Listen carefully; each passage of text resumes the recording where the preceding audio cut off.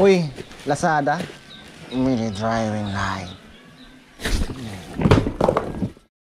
Ikakabit natin dito! Ito mga kailangan natin.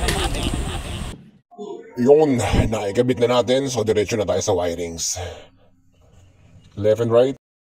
Meron siyang balas, dalawa. So, kaya okay lang na walang relay. Diyan ko ikinabit yung dalawang ilaw sa ilalim. Dito naman tayo sa wire ng switch. Meron siyang black, red, and yellow. Kinabit ko dito sa gilid ng side mirror para kadikit niya yung mga switch at para easy access.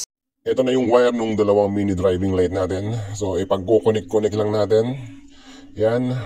Yellow sa yellow. Red connect sa red. And black connect sa black.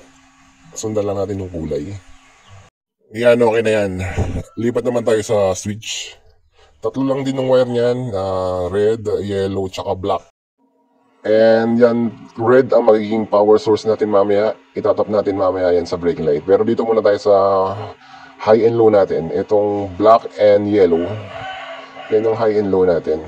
Iko-connect lang din natin sa high and low natin dito sa mini driving light. Itong yellow to yellow.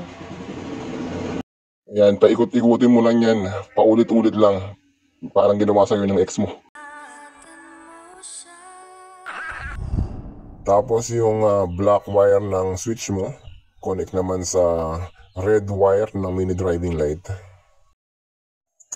And pagtapos itong red wire ng switch, i-connect natin sa brake light.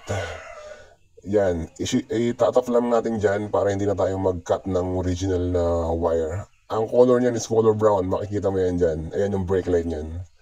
And pagkatapos, eto naman black wire na galing dito sa mini driving light. Salpak lang natin sa body ground. Ayan lang. Ayan yung may tornilyo, inipit ko lang dyan sa body ground.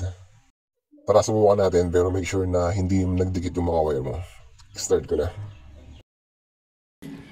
At yun, sana makatulong sa mga gusto mag-DIY. Hanggang sa susunod na video. Ciao, bello, ciao.